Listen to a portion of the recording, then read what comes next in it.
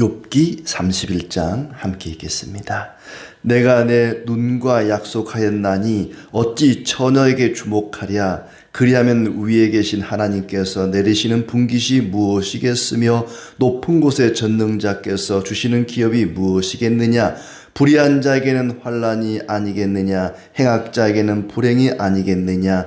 그가 내 길을 살피지 아니하시느냐. 내 걸음을 다 세지 아니하시느냐. 만일 내가 허위와 함께 동행하고 내 발이 속임수에 빨랐다면 하나님께서 나를 공평한 저울에 달아보시고 그가 나의 온전함을 아시기를 바라노라. 만일 내 걸음이 길에서 떠났거나 내 마음이 내 눈을 따랐거나 내 손에 더러운 것이 묻었다면 내가 심은 것을 타인이 먹으며 나의 소출이 뿌리째 뽑히기를 바라노라. 만일 내 마음이 여인에게 유혹되어 이웃의 문을 엿보아 문에서 숨어 기다렸다면 내 아내가 타인의 맷돌을 돌리며 타인과 더불어 동침하기를 바라노라.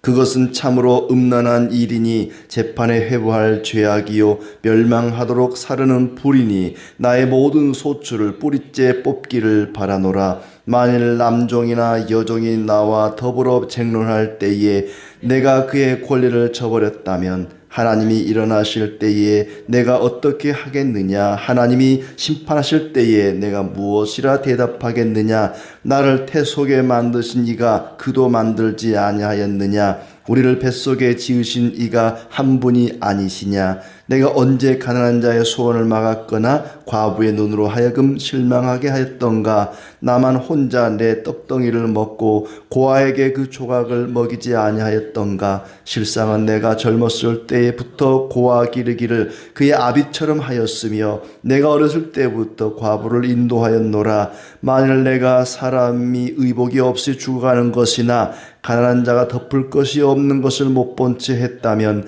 만일 나의 양털로 그의 몸을 따뜻하게 입혀서 그의 허리가 나를 위하여 복을 빌게 하지 아니하였다면 만일 나를 도와주는 자가 성문에 있음을 보고 내가 주먹을 들어 고아를 향해 휘둘렀다면 내 팔이 어깨뼈에서 떨어지고 내 팔뼈가 그 자리에서 부스러지기를 바라노라. 나는 하나님의 재앙을 심히 두려워하고 그의 위엄으로 말미암아 그런 일을 할 수 없느니라. 만일 내가 내 소망을 금에다 두고 순금에게 너는 내 의뢰하는 바라 하였다면 만일 재물의 풍부함과 손으로 얻은 것이 많음으로 기뻐하였다면 만일 해가 빛남과 달이 밝게 뜬 것을 보고 내 마음이 슬며시 유혹되어 내 손에 입맞추었다면 그것도 재판에 회부할 죄악이니 내가 그리하였으면 위에 계신 하나님을 속이는 것이리라.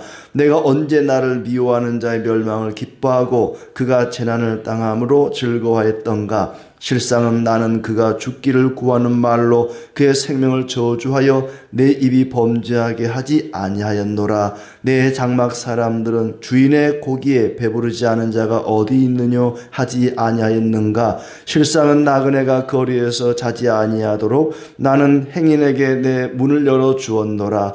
내가 언제 다른 사람처럼 내 악행을 숨긴 일이 있거나 나의 죄악을 나의 품에 감추었으며 내가 언제 큰 무리와 여러 종족의 수모가 두려워서 대문 밖으로 나가지 못하고 잠잠하였던가. 누구든지 나의 변명을 들어다오. 나의 서명이 여기 있으니 전능자가 내게 대답하시기를 바라노라. 나를 고발하는 자가 있다면 그에게 고소장을 쓰게 하라. 내가 그것을 어깨에 매기도 하고 왕관처럼 머리에 쓰기도 하리라. 내 걸음의 수요를 그에게 알리고 왕족처럼 그를 가까이 하였으리라. 만일 내 밭이 나를 향하여 부르짖고 밭일랑이 함께 울었다면 만일 내가 값을 내지 않고 그 소출을 먹고 그 소유주가 생명을 잃게 하였다면 밀 대신에 가시나무가 나고 보리 대신에 독보리가 나는 것이 마땅하니라 하고 욥의 말이 그치니라.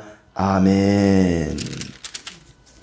네, 오늘도 주님이 우리에게 크신 은혜로 함께하기를 진심으로 축복합니다. 욥의 마지막 말입니다.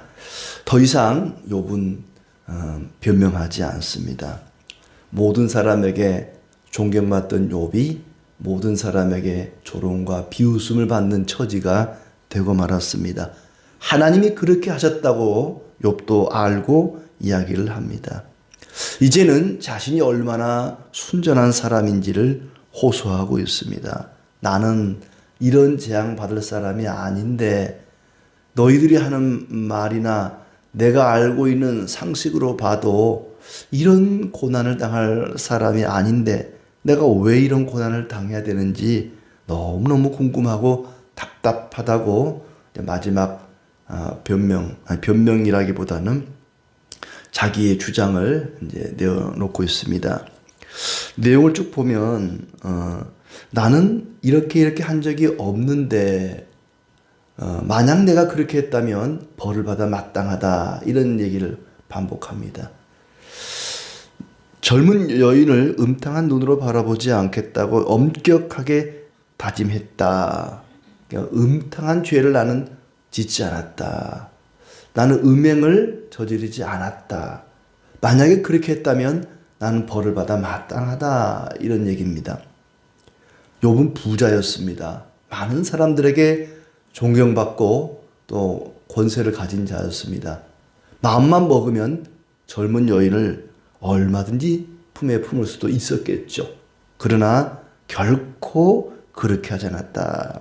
젊은 여인을 음탕한 눈으로 바라보지 않겠다고 엄격하게 다짐했다. 여자나 유혹하고 다니면 하나님께 무슨 은혜를 받겠느냐? 내가 만약에 그랬다면 하나님께 무슨 은혜를 받을 수 있겠느냐? 하나님은 불의하고 악한 자를 가만두지 않을 것이다. 불의하고 악한 자에게는 재앙이 닥칠 것이다. 하나님은 내가 하는 모든 일을 다 알고 계신다. 걸음을 세신다라는 표현을 썼죠. 하나님은 악한 자를, 불의한 자를 가만두지 않으시는 분인데 내가 악한 일을 행했거나 불의한 일을 행하는 것도 하나님은 다 보고 계시고 다 알고 계시고 다 세고 계시는 분이다. 낱낱이 모든 것을 알고 계신다. 하나님은 내가 하는 일을 낱낱이 꿰뚫고 계시고 알고 계시고 그래서 나는 그동안 다른 사람을 속이지 않았다. 악한 일을 하지도 않았다.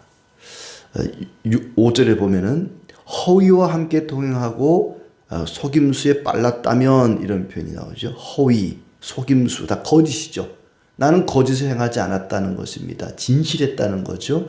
하나님 앞에 음행을 행하지도 않고 또 거짓을 행하지도 않았다. 하나님이 공평하게 판단해 보시면 내게 흠이 없음을 아실 것이다. 하나님의 기준을 가지고 나를 평가해 보신다면 내가 이런 재앙을 당할 만한 그런 죄가 없다는 것을 분명히 아실 것이다 한 얘기죠. 내가 악에 이끌려 죄를 지은 흔적이라도 있다면 내가 심은 것을 다른 사람이 먹고 농사가 망해도 할 말이 없다. 할 말이 없다 이걸 자꾸 반복해요. 내가 그런 벌을 받아도 나는 할 말이 없다. 만약에 내가 그런 죄를 지었다면 이런 벌을 받아도 나는 할 말이 없다. 이런 얘기가 반복되는데 그만큼 나는 떳떳하다, 당당하다 하는 걸 얘기하는 거죠. 악에 이끌려 죄를 지은 흔적이라도 있다면 내가 지은 농사를 남이 다 먹어버려도 농사가 망해버려도 나는 할 말이 없을 것이다. 성적으로 순결했고 거짓이 없는 믿음을 가졌다. 9절도 음탕한 짓을 했다면 내 아내가 다른 남자의 노예가 되고 다른 남자의 품에 안긴다 해도 나는 할 말이 없다.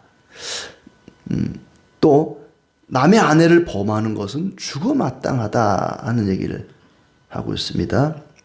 그리고 그것은 사람을 파멸시키고 재산을 다 태우는 불과 같다. 12절에 멸망하도록 사르는 불이니 나의 모든 소출을 뿌리째 뽑기를 바라노라. 음란한 일을 행하는 것은 불덩어리를 앓는 것과 같다. 남의 아내를 품에 안는 것은 불덩어리를 끌어안는 것과 같다. 그 재물을, 그 인생을 다 태워버릴 것이다. 그랬습니다. 또 나는 종들의 탄원에 귀를 기울이고 공평하게 처리했다. 종들, 이게 신분이 엄격하던 그런 시대에 이 욥은 대단한 권세를 가진 사람이고 그 휘하에는 남녀의 종들, 천한 사람들이 있었을 텐데 그들 또한 인간적으로 대했다. 이 앞장에서도 분명히 얘기했죠. 종들에게 함부로 대하지 않았다. 그 이유는 뭐냐? 그 종을 창조하신 분이, 그 종을 어머니 뱃속에 창조하신 분이 나도 창조했다. 나를 창조하신 분과 그를 창조하신 분이 동일하신 분이다. 그러니 내가 그 종을 천한 사람이라고 함부로 대하면 그를 창조하신 이를 함부로 대하는 것이다. 내 아버지와 그의 아버지가 동일하신 분인데 그를 무시하면 하나님을 무시하는 거죠. 다른 사람을 무시하는 것은 그를 창조하신 분을 무시하는 겁니다. 특히 더군다나 함께 믿음 생활하는 형제 자매들을 무시하는 것은 나를 구원하신 분이 그도 구원하신 것 아니겠습니까? 우리의 창조주, 우리의 구원자를 무시하는 것이고 대적하는 것이기 때문에 그래서 우리는 누구를 대하든지 주님을 대하는 마음으로 존중이 돼야 된다는 것입니다. 만약에 안 그랬다면 무슨 낯으로 하나님을 뵐까? 내가 만약에 내 종들을 함부로 대한다면 그를 창조하신 분을 배울 때 무슨 낯짝으로 그분을 뵙겠느냐 하는 얘기죠. 그러니까 욥은 언젠가 하나님을 배우게 될 것을 믿었습니다. 언젠가 하나님 앞에 서서 심판대 앞에 설 것을 믿었다는 거죠. 이렇게 탄식하고 막 하나님께 못할 말을 내뱉으면서도 언젠가 하나님 앞에 설 것을 그는 확신하고 있었기 때문에 내가 하나님 뵐 때에 무슨 낯으로 뵙겠느냐 하는 얘기를 하지요. 또 16절에 가난한 사람, 과부들, 고아를 외면하지 않고 특히 이 고아를 마치 내 아이를 돌보는 것처럼 그렇게 돌봐줬다. 그래서 그들이 진심으로 나를 축복했다는 겁니다. 가난한 사람, 연약한 사람, 힘없는 사람들, 내가 그들을 돌봐줬더니 그들이 나를 축복했다.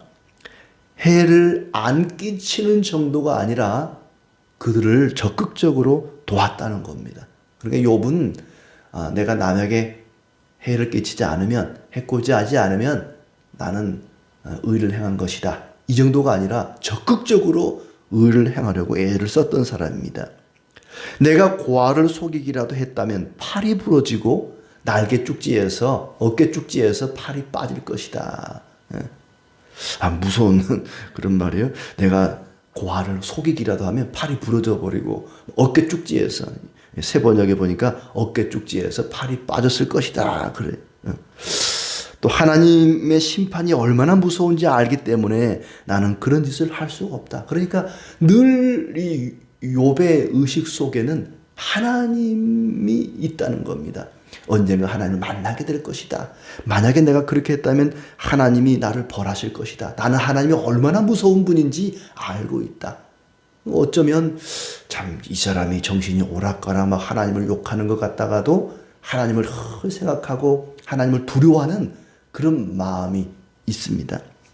나는 황금을 의지하지도 않고 그것을 믿지도 않았다. 욥은 대단한 부자였거든요. 황금이 많은 사람이었습니다. 돈이 많은 사람이었습니다. 재산이 많다고 기뻐하거나 재산이 많다고 돈이 많다고 그것을 자랑하지도 않았다. 재물이 많았지만 그것에 마음을 뺏기지 않았습니다. 이 정도만 살아도 사람이 이 31장에 나오는 욥의 모습처럼만 살아도 대단히 훌륭한 사람이죠. 해와 달을 보더라도 그것을 경배하거나 그것을 따르지 않았다. 왜냐하면 해와 달과 별들을 경외하는 것은 하나님을 속이는 것이고 하나님을 부인하는 것이기 때문에 나는 결코 1월 성신을 숭배하지 않았다 하는 얘기입니다. 나그네를 잘 대접했고 허물을 감추지 않았다. 사람을 함부로 대하지 않았다. 그래서 사람들이 나를 비난하고 욕하고 험담할까 봐 그것이 두려워서 집 밖을 안 나간 것도 아니다. 당당하다는 거죠. 사람 앞에 하나님 앞에 욥은 당당했습니다. 하나님이 내 말을 듣고 대답해 주시면 참 좋겠다. 나는 하나님 앞에 떳떳하다. 마지막 절까지도 내가 남의 땅을 훔쳤거나 공짜로 곡식을 먹었다면 내 밭에서 찔레가 나고 잡초가 나더라도 나는 할 말이 없다. 대단한 자신감입니다. 사람 앞에 하나님 앞에 당당했고 떳떳했고 나는 양심에 거리낌이 없다. 만약 내가 양심에 거리끼는 그런 일을 행했다면 어떤 벌을 받아도 나는 마땅한 놈이다. 그만큼 자신감이 있었습니다. 그리고 덧붙여서 만약에 내가 앞에서 이야기한 이런 죄악들, 이런 죄 외에 또 다른 죄를 나에게서 찾는다면 얼마든지 고소를 해라. 얼마든지 고소장을 써라. 35절에 그랬죠. 누구든지 나의 변명을 들어다오. 나의 서명이 여기 있으니 전능자가 내게 대답하시기를 바라노라. 나를 고발하는 자가 있다면 그에게 고소장을 쓰게 하라. 그 고소장을 내가 어깨에 메고 머리에 쓰고 다니겠다. 얼마든지 내게 죄가 있다면 들춰내봐라. 고소를 해봐라. 그만큼 떳떳하다는 것입니다. 그런데도 아무리 생각을 해도 이유를 알 수가 없다. 왜 내가 이런 고난을 당해야 되는지, 왜 하나님이 나에게 이런 재앙을 주시는지 도대체 나는 그 이유를 알 수가 없다.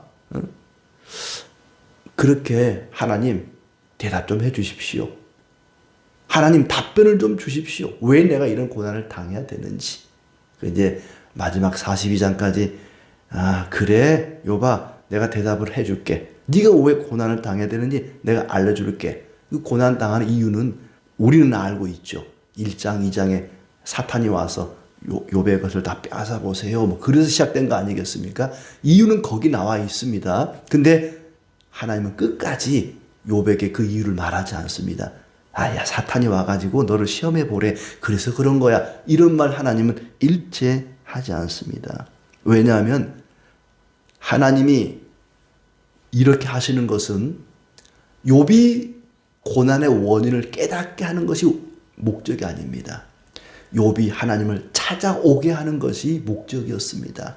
고난을 통해서 하나님을 찾아오게 하는 것이 하나님의 목적이었기 때문에 왜 고난을 당해야만 하는지 욥이 궁금해하는 것을 대답해 주지 않습니다. 하나님을 찾아오게 하는 것이 목적이기 때문입니다. 신앙생활을 잘한다. 야, 저 사람 참 신앙생활 잘하네. 신앙생활 잘한다는 것이 무엇일까요? 신앙의 규칙을 잘 지키는 것이 잘하는 것일까요? 주의를 잘 지키고 예배를 잘 드리고 기도를 열심히 하고 헌금을 잘하고 11조를 잘하고 뭐 봉사를 잘하고 뭔가 우리가 신앙의 규칙이라고 하는 것들 그것을 잘 지키면 저 사람 신앙생활 잘한다 이렇게 말할 수 있을까요? 결국 그렇지 않습니다. 그것들은 그 신앙의 규칙들이라고 하는 것은 모두 하나님과 교제하게 하기 위해서 하나님을 만나기 위한 방편들이고 하나님을 찾아가는 과정들입니다. 그것이 목적이 아닙니다.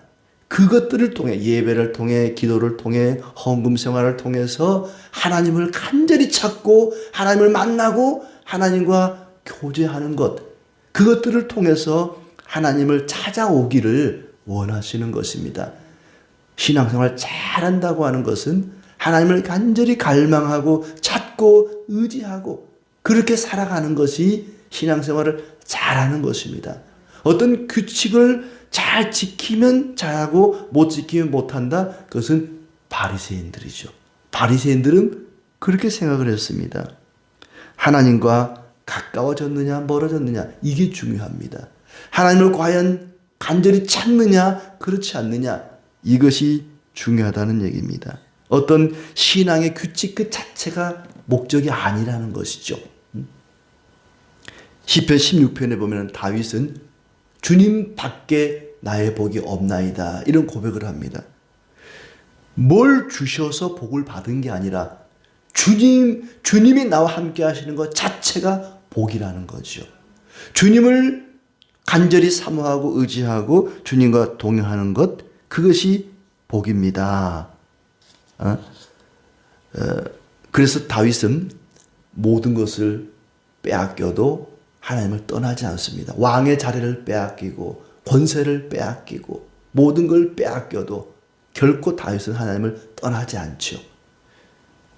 뭘 주셔서 좋아하는 것이 아니라, 뭘 받아서 기뻐하는 것이 아니라, 그냥 나는 하나님이 좋아요. 나는 그냥 주님이 좋습니다. 욥에게서 모든 것을 빼앗아 버렸습니다. 그래도 욥은 끝까지 하나님을 찾습니다. 하나님을 의지합니다. 언젠가 하나님 만나게 될 날을 사모하고, 하나님이 무서워서라도 저는 나쁜 짓을 할 수가 없습니다. 이렇게 하나님을 의지하고 의식하고 하나님을 떠나지 않는 그런 욥의 모습을 봅니다. 모든 것을 다 빼앗겨도 결코 하나님을 떠나지 않는 그 욥의 모습. 그렇게 욥은 고난을 통해서 점점 더 하나님을 찾고 하나님과 가까워집니다. 이렇게 오늘도 기도를 통해서, 말씀을 통해서 하나님과 더 가까워지고 하나님을 간절히 찾는, 그래서 하나님이 만나주시고 하나님이 우리와 동행하시는 그런 축복이 있기를 진심으로 기원합니다.